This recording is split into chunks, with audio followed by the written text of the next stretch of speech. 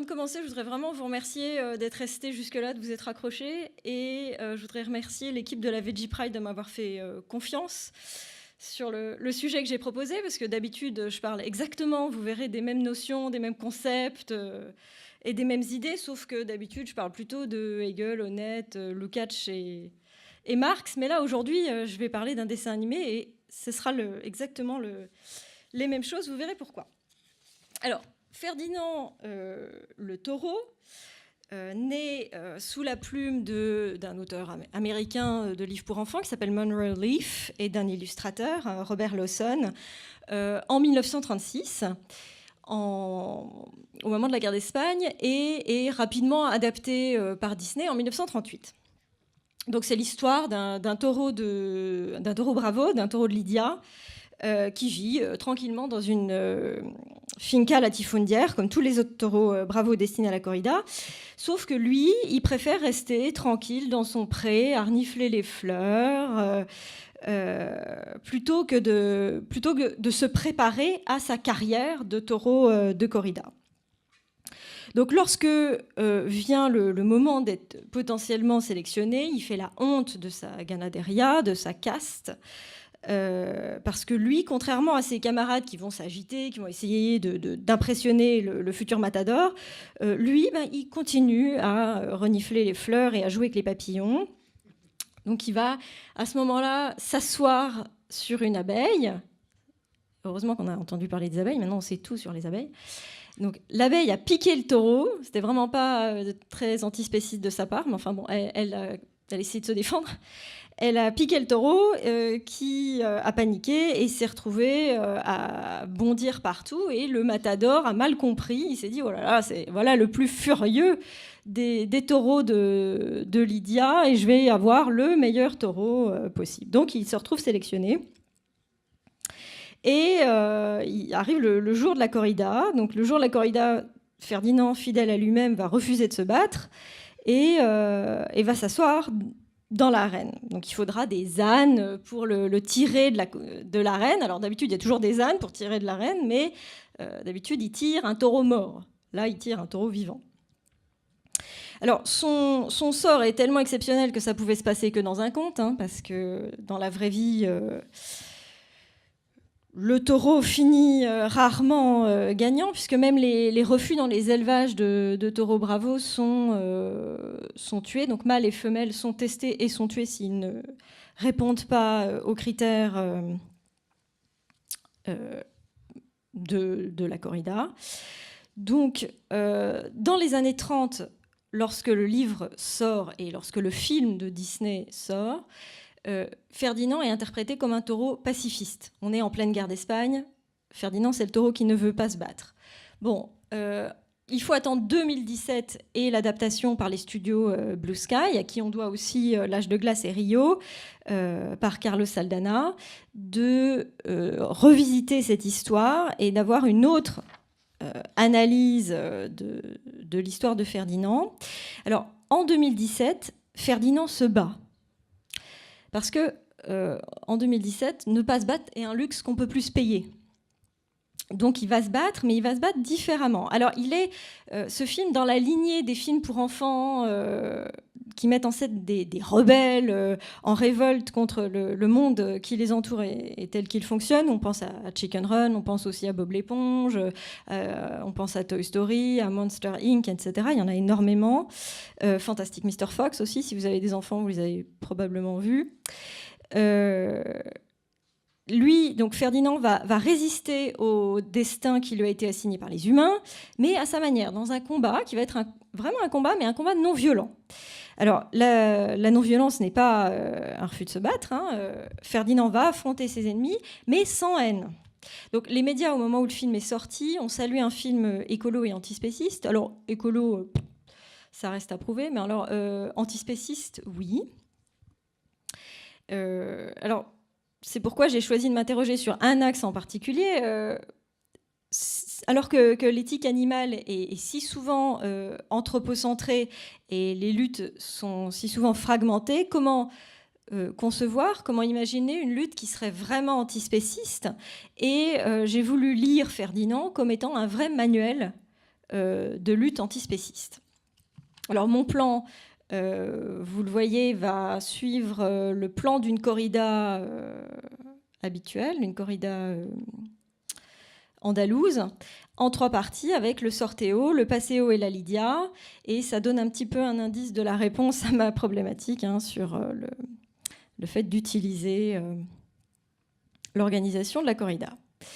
Alors, la première partie, il s'agit de planter le décor.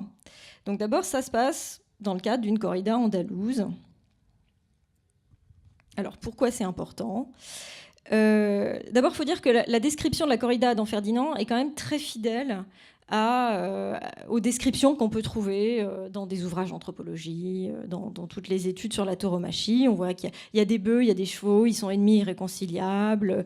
On a le torero, on a le matador, on a les aficionados, on a le mayoral, on a vraiment tout le monde. Même le personnage de Valiente a des marquages sur le corps, donc on voit vraiment il y a une grande fidélité. Alors, le lieu de l'histoire, en revanche, est un petit peu plus flou.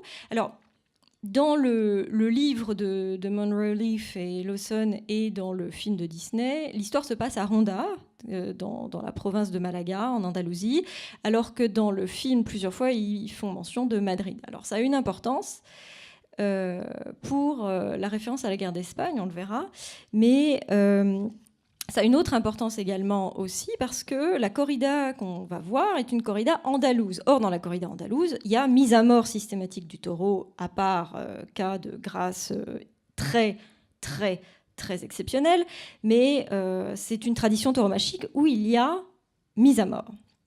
Alors, les taureaux sont hyper sélectionnés génétiquement pour leur combativité intense, donc même les femelles sont testées. C'est une race qui est élevée spécialement pour la tauromachie, donc pour le côté sauvage, on repassera. Et toute la généalogie des taureaux est connue et valorisée, etc. Leur alimentation est travaillée. À un moment donné, Ferdinand prétend faire 900 kilos. Bon, il fait moins parce que les toreros vont pas élever des animaux de 900 kilos pour les affronter ensuite. Ils sont pas courageux à ce point-là, quand même. Donc, les références sont très claires. Alors, plusieurs fois dans le film, il y a référence aux abattoirs. Donc, les aficionados aiment opposer corrida et abattoir. D'un côté, vous auriez la méchanceté des abattoirs et de l'autre, la sophistication d'une culture qui est centenaire. Alors, c'est faux historiquement. C'est-à-dire qu'en fait, les toreros étaient initialement recrutés dans les abattoirs. C'était les gens qui tuaient déjà dans les abattoirs, qui en fait étaient ensuite recrutés pour être toreros dans les arènes. Et pour eux, c'était une promotion sociale. Alors, de nos jours, c'est pas le cas. Mais historiquement, l'arène n'est pas différente de l'abattoir. Alors, on voit aussi dans le film que des surnoms sont attribués aux toreros. Alors, on a El Primero, on a Ferdil Féroce, etc. Tout le long, vous avez ces références-là.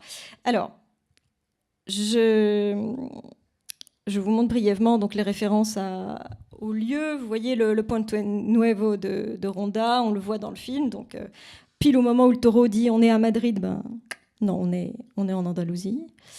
Voilà les arènes. Je vous montre aussi donc les affiches, comme dans l'illustration et comme dans le film, on voit les affiches et comme en vrai en fait. On a une affiche pour annoncer la future corrida avec la construction du personnage du taureau. Alors je pense que Ferdinand est inspiré d'un vrai taureau qui s'appelle Civilone. Et qui a été devenu célèbre au printemps 36 pour sa douceur. Alors, notamment avec les enfants. Il faut savoir que Civilone s'est laissé caresser dans l'arène, ce qui lui a permis d'obtenir son indulto, donc c'est sa grâce exceptionnelle, le jour de la corrida. Alors ça, c'est à Salamanque, c'est pas à Ronda, c'est à Salamanque. Voilà. On aurait pu espérer qu'il puisse couler des jours heureux ensuite.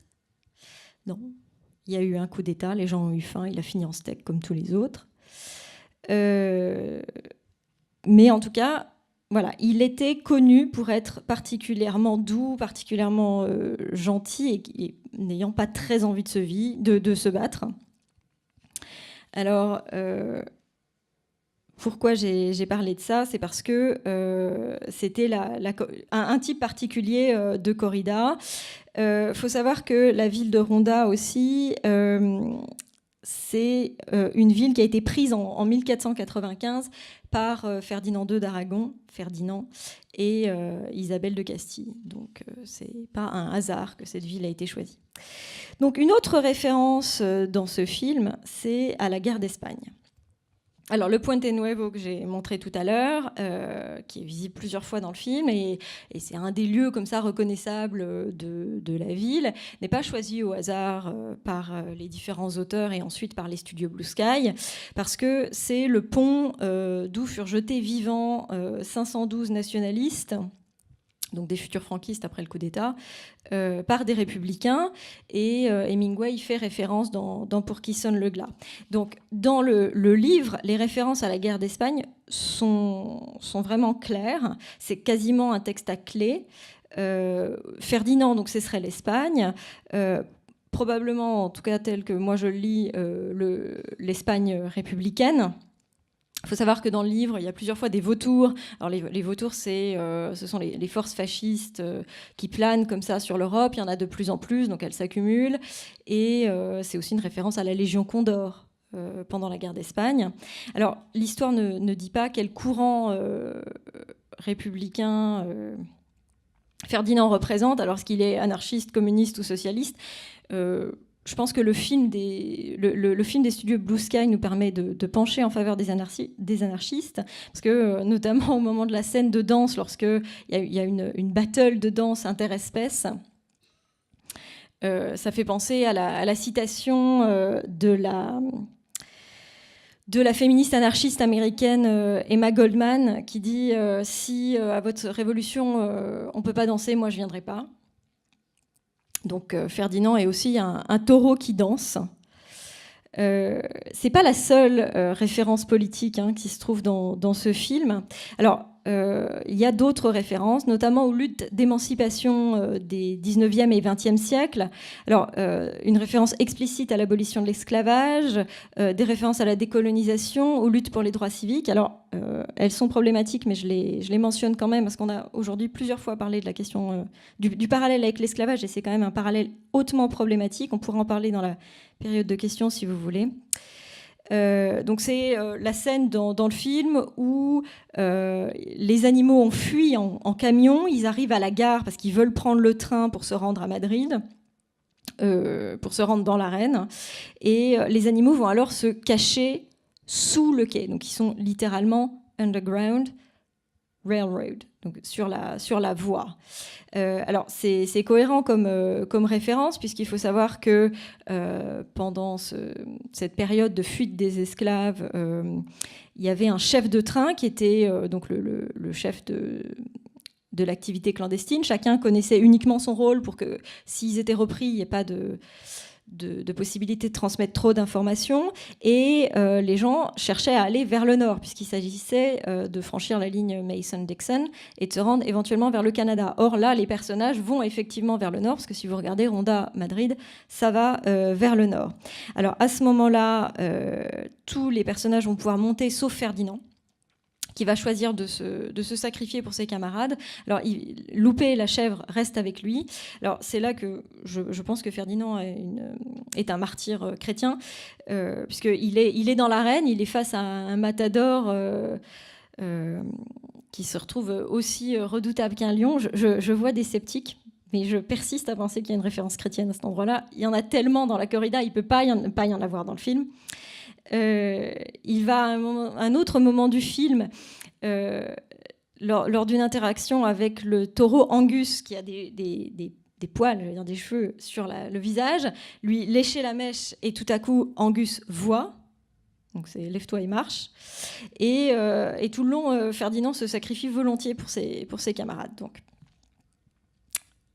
accrochez-vous, bear with me, c'est une référence christique. Alors, une autre référence historique, c'est celle aux luttes non violentes des années 40, 50, 60. Lorsque Ferdinand dit plusieurs fois « Je ne suis pas fan de violence, je vais pas me battre avec toi, Valiente, etc. » Il n'a pas envie de se battre. Alors, à un moment donné, il explique quand même que la non-violence, c'est pas le refus de se battre complètement. Ça peut impliquer de conduire à déclencher la violence de l'ennemi. Et donc, c'est ce qui se passe. C'est pour ça que j'ai mis Gandhi avec la marche du sel, parce que c'est exactement ce qui se passe dans le film. Il va déclencher la fureur du matador. Alors, il y a une autre référence qui est celle pour la lutte pour les droits civiques, avec une discussion entre Valiente et Ferdinand sur la marche à suivre. Comment on fait pour se libérer? Ok, il faut qu'on se libère, mais comment?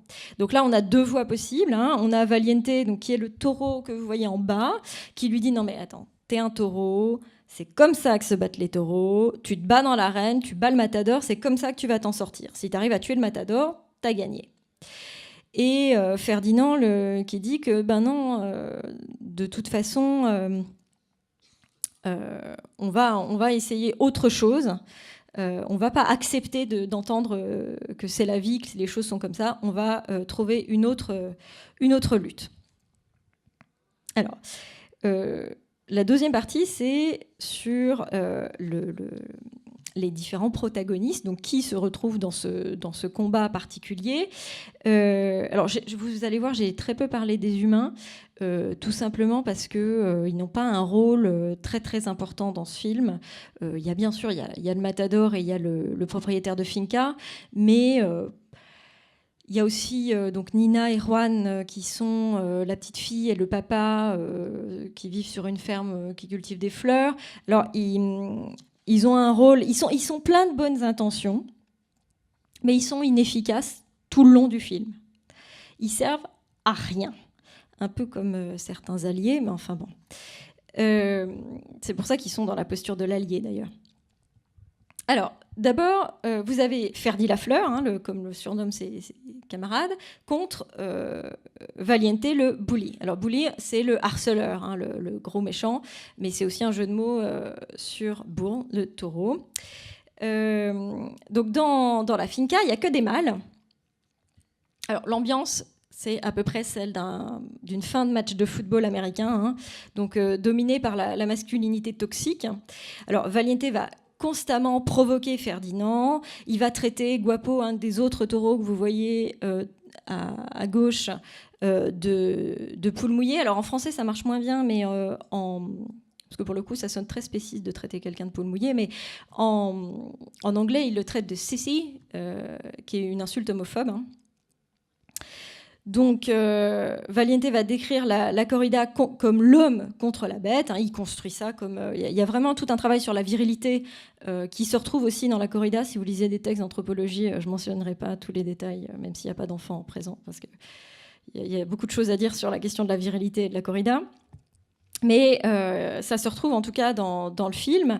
Alors, Valiente, c'est celui qui va accepter son destin, qui va dire on n'y peut rien, c'est comme ça. Et puis Ferdinand, ce sera celui qui aura envie de changer les choses. Alors, comme dans d'autres dessins animés, il y a un meurtre. En particulier le meurtre du parent, qui va marquer la prise de conscience du personnage rebelle et le passage à l'action. Alors, toutes ces références-là sont importantes pour dire qu'il y a une construction de Ferdinand comme un futur personnage masculin. Je vais passer sur les références homoérotiques parce qu'on n'a pas beaucoup de temps. Si ce n'est qu'à un moment donné, il y a d'autres animaux dans la finca. Il n'y a pas que des taureaux, il n'y a pas qu'une chèvre, il y a aussi des hérissons. Loupé, la chèvre, est hostile envers les hérissons parce que même quand on est le bas du panier dans la hiérarchie de la finca, on trouve toujours plus bas que soi. Alors eux vont se décrire comme des survivants, sous-entendant que donc il y a Uno, Dos et Quattro. On suppose que Tres a été tué. Ils se décrivent comme des Ferdinand, comme des survivants, pardon. Et alors il y a le personnage de Quattro qui veut la fleur en plastique de Ferdinand. Je vous laisse interpréter la symbolique. Mais enfin bon, tout le long, Ferdinand est vraiment codé comme queer. Alors il a long cils, il aime les fleurs, il refuse de jouer, de souscrire à cette masculinité toxique incarnée par Valiente. Il va se décrire lui-même comme pas un taureau normal devant Paco le chien. Lors de la scène de danse, il va d'abord danser du flamenco, mais il danse la partie féminine du flamenco. Donc, je vous laisse interpréter, peut-être que c'est moi qui surinterprète. Alors, dans les autres protagonistes, on a la construction entre bêtes sauvages et féroces contre animaux domestiqués. Alors, dans animaux domestiqués, je mets humains et non humains, donc ce serait vraiment sauvagerie versus domestication. Alors, dans la corrida, il y a vraiment une référence à la sauvagerie des animaux. C'est comme pour la chasse, hein. Ils aiment penser qu'ils se battent contre des animaux qui incarnent la sauvagerie. Bon, à la chasse, vous avez les animaux qui sont des animaux d'élevage, lâchés le jour J pour des gens qui seraient pas capables de se battre contre des bêtes sauvages. Donc là, c'est exactement pareil, hein. Le taureau bravo, il n'y a pas plus civilisé qu'un taureau bravo. Bon. Donc une autre scène importante, lorsque Ferdinand va faire la connaissance de Nina. Donc Nina, c'est la petite fille qui se trouve ici, et Juan, son père. Donc c'est elle qui va lui donner un nom, qui va l'emmener vivre dans sa ferme. Alors il va se mettre à manger la même chose qu'elle. Il est vraiment élevé comme un animal domestique, comme le chien, jusqu'à un certain point. Donc là, ça fait vraiment penser à Babe, le cochon de berger, hein. C'est exactement pareil. Sauf que lui, à un moment donné, il devient trop gros pour persister dans sa domestication. Il ne peut plus entrer à la cuisine et il ne peut plus venir au Festival des Fleurs. Donc c'est ça qui va déclencher un petit peu la catastrophe, puisqu'il va décider d'aller en ville par lui-même. Alors là, il passe pour un monstre, les gens le voient et se disent qu'un monstre est en ville. Il se fait rattraper par la police et il se fait emmener dans le panier à salade. Et là, c'est pour ça que je dis que les alliés là servent à rien. Nina et son père sont impuissants à pouvoir empêcher sa capture. Donc là, il est renvoyé à son statut d'animal sauvage qu'il faut enfermer et qu'il faut maintenir dans une finca et ramener à sa place, qui est celle de taureau bravo. Donc il y a une troisième catégorie de personnages. Alors, vous serez peut-être plus ou moins d'accord avec les termes marxistes que je vais employer, mais enfin bon, j'ai lu ça comme étant des bourgeois contre des prolétaires et des lumpenprolétaires. Alors pour moi, Loupé, elle n'est pas prolétaire, elle est lumpenprolétaire. Alors, la finca, donc le ranch, en français ils disent ranch, mais ça fait un peu bizarre, est le lieu d'une lutte des classes animales, alors humaines et non humaines.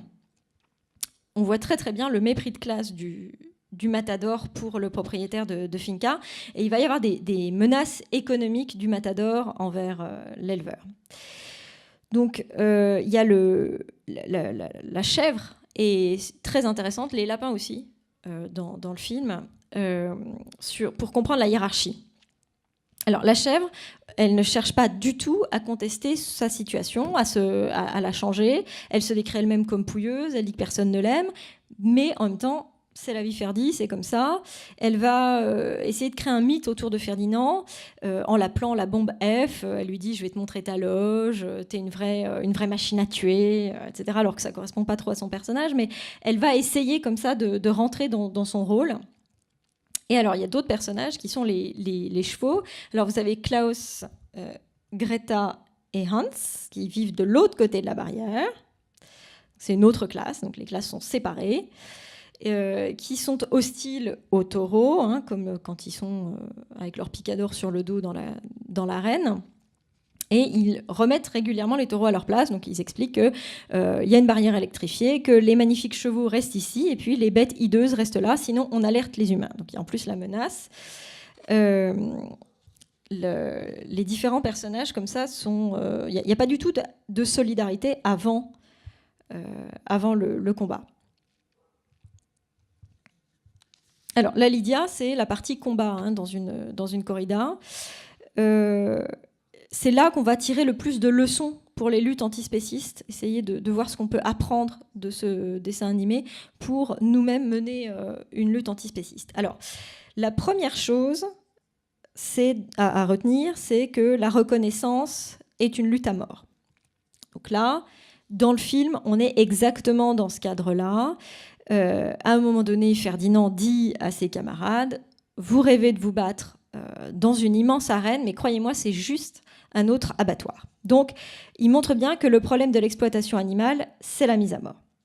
La deuxième leçon qu'on peut tirer de ce film, concerne les politiques de respectabilité. Donc si vous êtes militant, vous avez sans doute entendu le terme. Alors les politiques de respectabilité doivent être rejetées car elles ne changent pas l'issue de la lutte. Ferdinand le dit à un moment donné, le taureau ne gagne jamais. Donc Valiente va beau essayer de motiver ses troupes comme un propriétaire d'entreprise, Ferdinand lui explique que de toute façon, tout le monde meurt. Qu'on soit brave ou qu'on soit pas brave, tout le monde meurt. Alors il y a une scène clé où ils sont dans la maison du maître, la maison du matador. Donc justement, ils sont dans la maison du maître. On pense à la citation d'Audre Lorde, on peut pas détruire la maison du maître avec les outils du maître. Et c'est là qu'ils découvrent qu'en fait, tous les taureaux meurent et finissent à l'abattoir. Et c'est là que, justement, ils vont enfin décider de tous s'enfuir. Tous.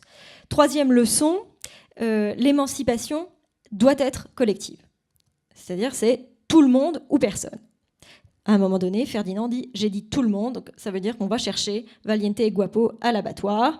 Alors j'ai trouvé que c'était une scène de convergence des luttes quand même particulièrement drôle, parce qu'on voit qu'ils ont tous des intérêts divergents, mais bon, ils ont une cause commune, donc ils vont mettre de côté leur hostilité pour s'en sortir cette fois-là.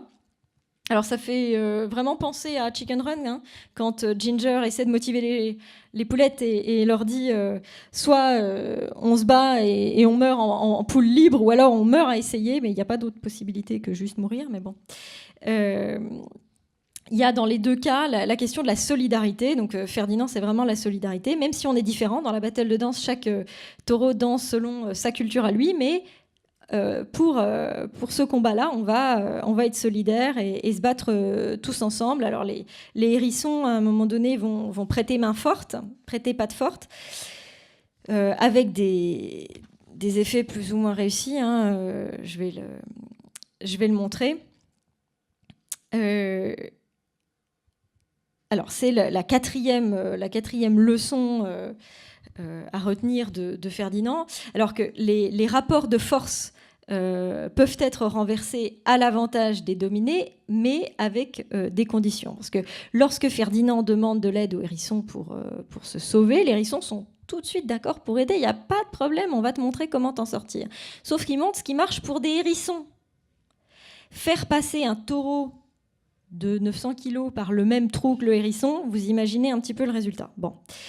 Alors, les hérissons sont constamment pris pour une autre espèce. Il y a des fois, ils sont appelés des gerbilles, des écureuils, etc. Enfin, ils sont constamment mégenrés, en quelque sorte. Je n'ai pas trouvé l'équivalent spéciste pour ce terme, mais enfin, en tout cas, le jour de la corrida arrive, malgré la solidarité, et là, il va falloir que Ferdinand se batte. Donc, dans l'arène, il y a une fan qui va jeter une fleur au matador, et ce dernier va la laisser par terre, donc ça a son importance. La scène commence par les passes de cap connues, et à un moment donné, par un effet miraculeux, les rôles se renversent. C'est-à-dire que le matador se retrouve dans la position du taureau, le taureau se retrouve dans la position du matador.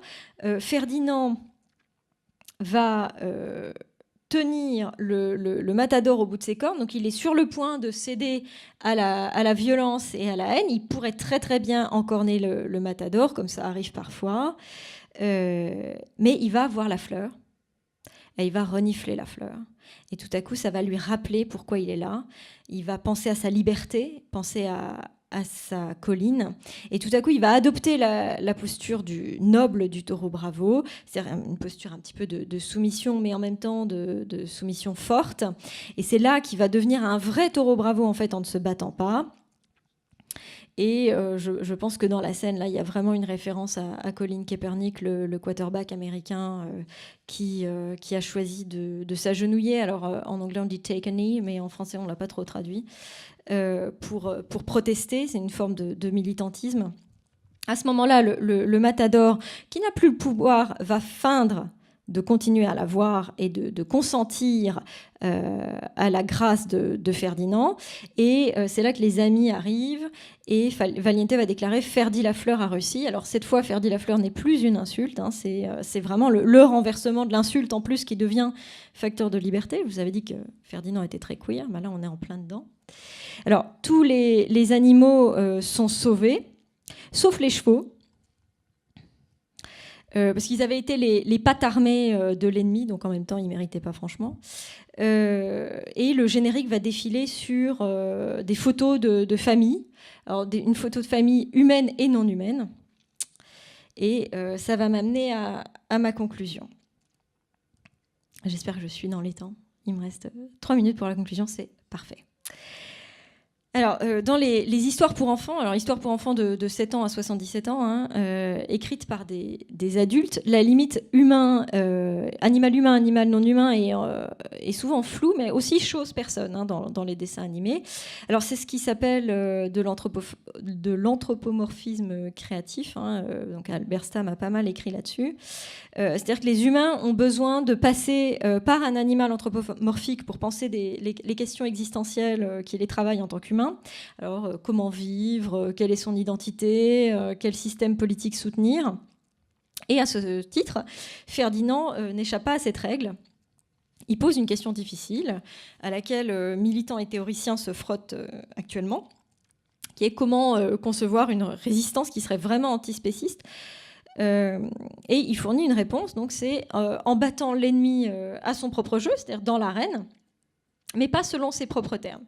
C'est-à-dire, on ne va pas tuer le matador. C'est pas juste on le laisse en vie ou on le tue. On va choisir autre chose. Et je pense que le message du film, c'est vraiment que le spécisme est un régime politique et qu'à ce titre, il peut être démantelé. Alors, ce ne sera pas facile parce qu'il est très perméable. Pardon. J'ai voulu donner comme exemple une vitrine de magasin que j'ai prise en photo hier, avenue des Ternes, et même dans la mode, il y a des références à la corrida, donc on n'est pas encore sorti. Alors, il était inspiré d'un vrai taureau des années 30, mais il est aujourd'hui imité par de nombreuses vaches qui essaient de s'échapper des abattoirs. Alors là, vous avez New York en 2016. Vous avez aussi plus récemment, en janvier 2018, une vache donc domestiquée qui est partie rejoindre un troupeau de bisons sauvages en Pologne. Donc elles ont commencé elles-mêmes à démanteler le spécisme.